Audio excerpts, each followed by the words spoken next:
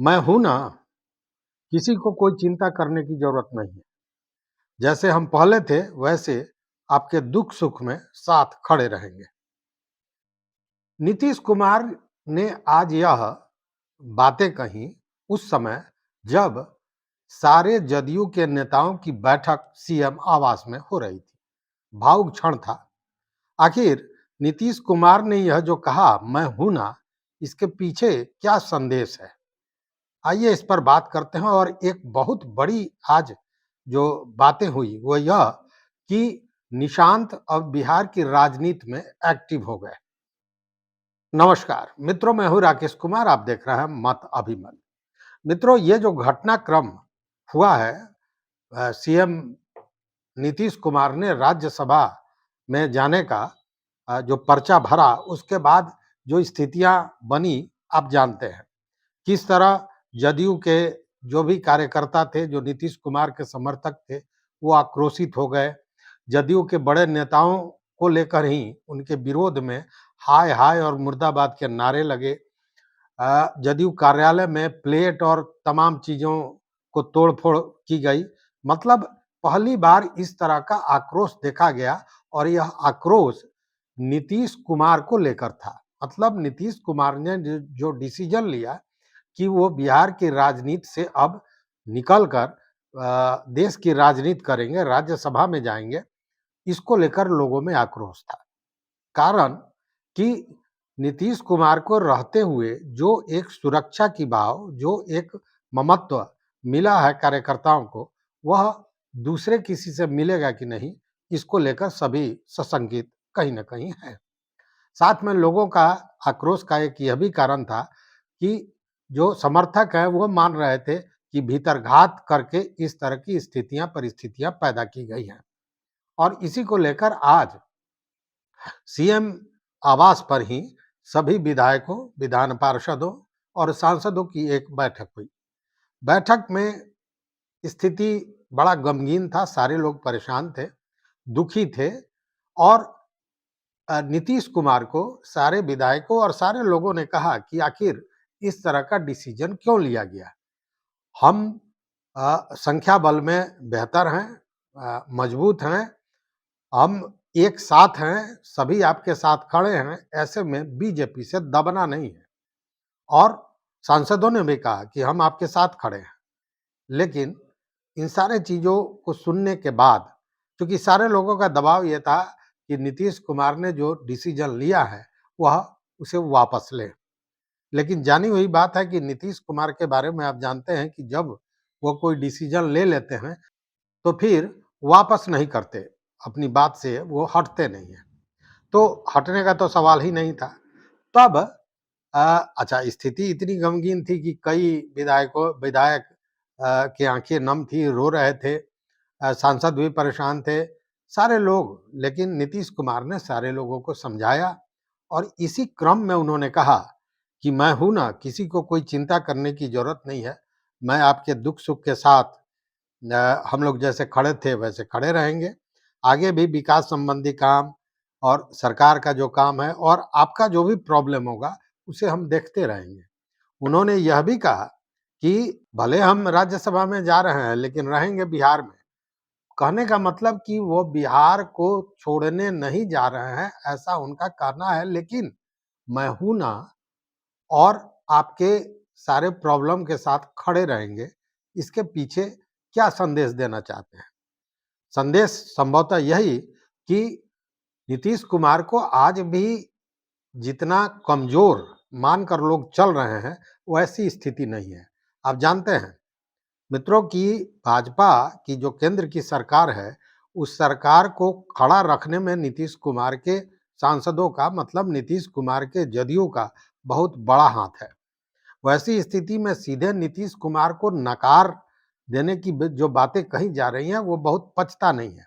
लेकिन यह भी बात समझ में नहीं आती है कि इस तरह का डिसीजन नीतीश कुमार ने एकाएक क्यों लिया, जबकि वो इतने लंबे राजनीतिक जीवन के बावजूद भी एक तरह से कहें कि दागदार कहीं से भी नहीं है, एकदम स्वच्छ छवि के लोग हैं।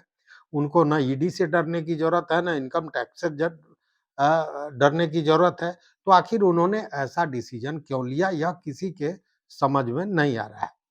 लेकिन जब नीतीश कुमार ने सारी बातों को समझाया, पहले ये सुन लीजिए कि नीतीश कुमार ने उस समय क्या कहा। नीरज कुमार जो प्रवक्ता है वो बता रहे हैं। नहीं, उन्होंने यह जरूर कहा कि मैं हूं ना, किसी को कोई चिंता करने की जरूरत नहीं है।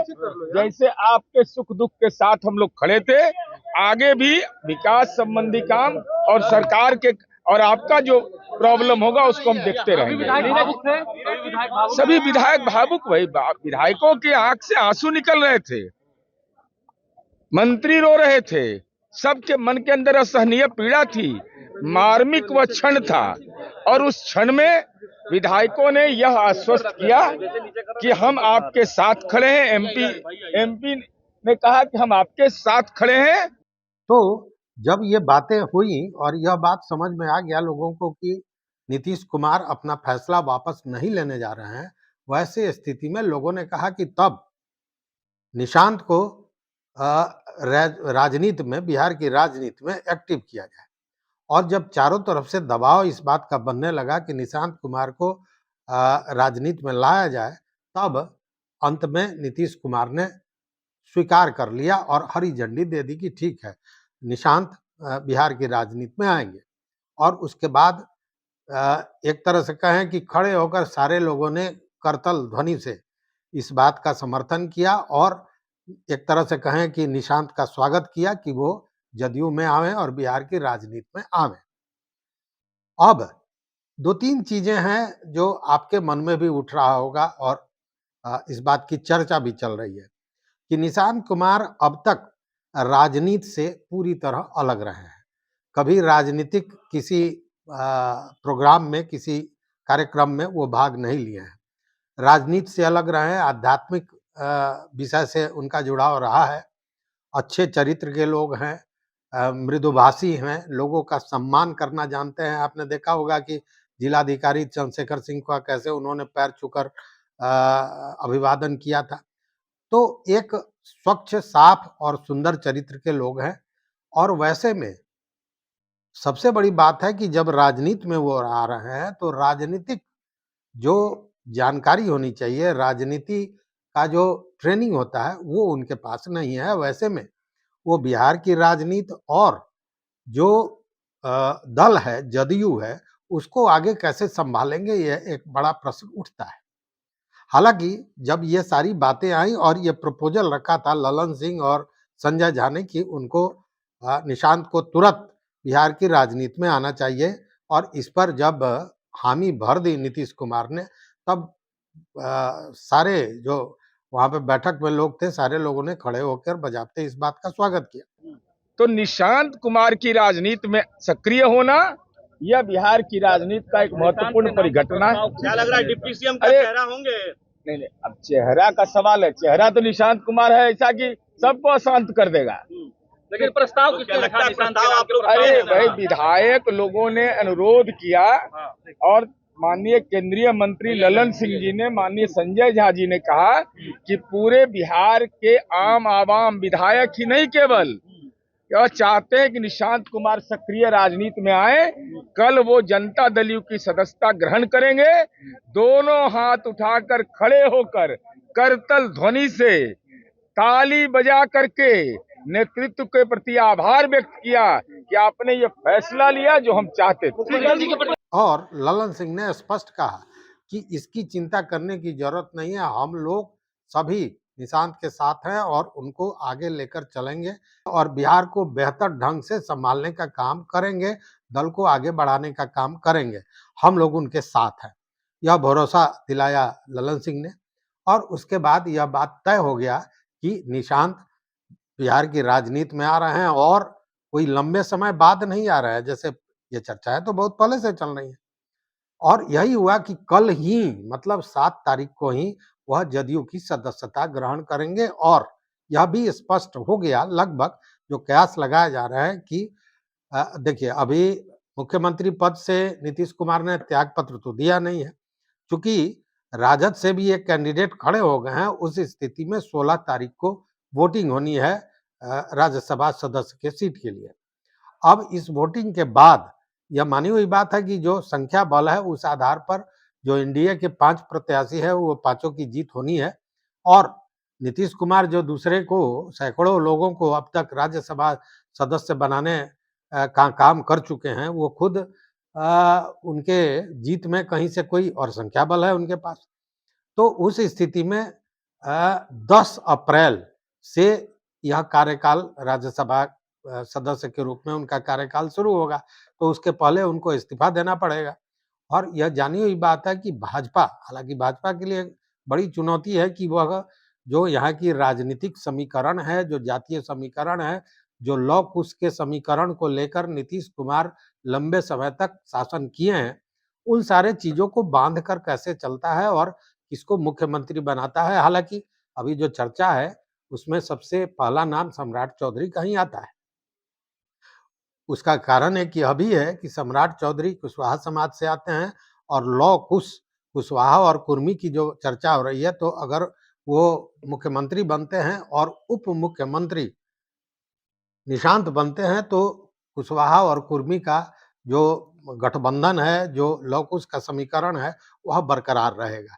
ऐसे नाम तो नित्यानंद राय का भी आ रहा है, दिलीप जायसवाल का भी आ रहा है, संजय जायसवाल की भी चर्चा हो रही है, कई नाम आ रहे हैं, लेकिन यह प्रमुख नाम सम्राट चौधरी का ही आ रहा है। वैसे में एक महत्वपूर्ण बात यह है कि निशांत कुमार डिप्टी सीएम बनेंगे, लगभग इस बात को तय माना जा रहा है, लेकिन कितने डिप्टी सीएम बनेंगे यह एक महत्वपूर्ण प्रश्न है।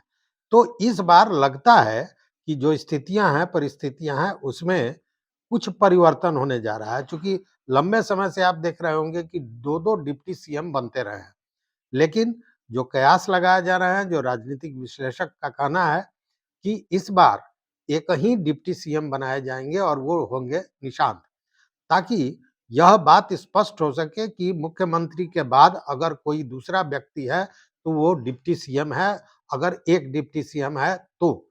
अन्यथा आप देख रहे हैं कि अभी भी सम्राट चौधरी और विजय सिन्हा डिप्टी सीएम है और एक तरह से कहें कि आपसी प्रतिद्वंदिता भी कहीं ना कहीं दिख जाती है। तो उस स्थिति में चूंकि अब दो डिप्टी सीएम में सम्राट चौधरी को ऊपर माना जाता है, उनको नीचे माना जाता है, तो इसीलिए यह एक स्थितियां बन सकती हैं कि एक ही डिप्टी सीएम हो और वो निशांत हो। अब एक सवाल और उठता है कि जिस तरह देखिए, जब 18 तारीख को 18 नवंबर को